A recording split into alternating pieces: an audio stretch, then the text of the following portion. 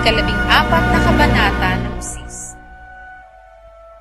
At tumingin ako, at narito, ang kordero ay nakatayo sa bundok ng Siyon, at ang kasama niya ay 144,000 may pangalan niya, at pangalan ng kanyang ama na nasusulat sa kani-kaniyang noo.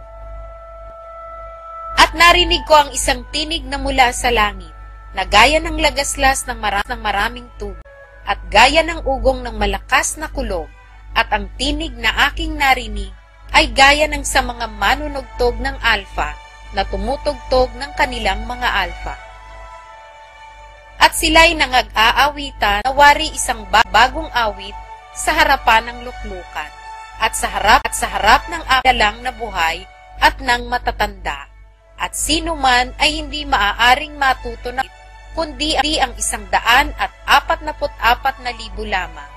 Sa makatwid ay siyang mga binili mula sa lupa. Ang mga ito'y ang hindi nangahawa sa mga babae, sapagkat sila'y mga malilinis, at ang mga ito'y ang nagsisisunod sa kordero, saan man siya pumaroon. Ang mga ito'y ang binili sa gitna ng mga tao, na maging mga pangunahing bunga sa Diyos at sa kordero.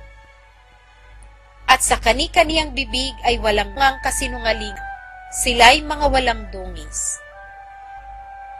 At nakita ko ang ibang anghel na lumilipad sa gitna ng langit, na may mabuting balita na walang hanggan upang ibalita sa mga nananahan sa lupa at sa bawat bansa at angkan at wika at bayan. At sinasabi niya ng malakas na tinig, matakot kayo sa Diyos at magbigay kaluwalhatian sa Kanya, sapagkat dumating ang panahon ng Kanyang paghatol, at magsisamba kayo sa gumawa ng langit at ng lupa at ng dagat at ng mga bukal ng tubig.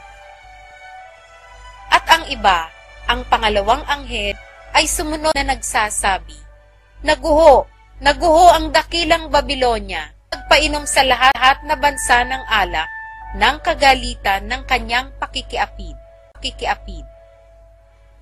At ang ibang anghel, ang pangatlo ay sumunod sa kanila, na nagsamalakas na tinig, kung ang sino man ay sumasamba sa hayop at sa kanyang larawan, at tumatanggap ng tanda sa kanyang noo o sa kanyang kamay, ay iinom din naman siya ng alak ng kagalitan ng Diyos, na nahahandang walang halo sa inuman niyang kagalitan, at siya'y pahihirapan ng apoy at asupre, sa harapan ng mga banal na anghel at sa harapan ng kordero.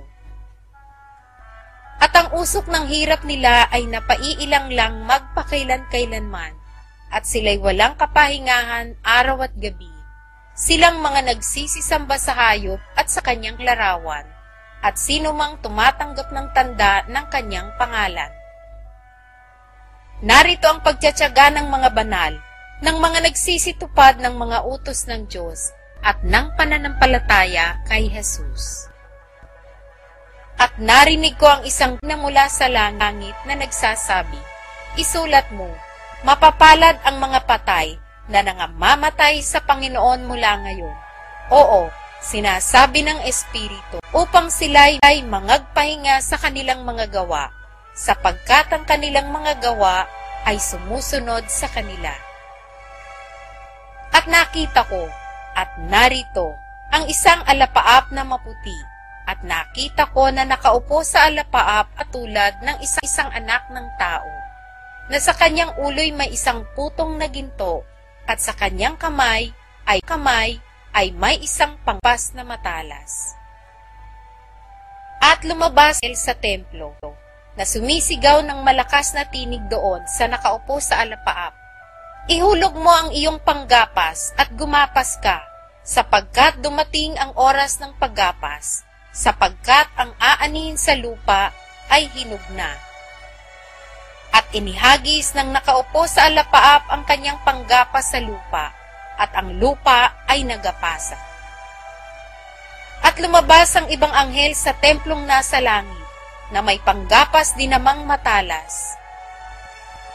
At ang ibang anghel ay lumabas sa dambana, na siyang may kapangyarihan sa apoy, at tinawagan ng malakas na tinig yaong may panggapas na matalas, na sinasabi, "Ihulog mo ang iyong panggapas na matalas, at putihin mo ang mga buwig sa ubasan sa lupa, sapagkat ang kanyang mga ubas ay mga hinog na."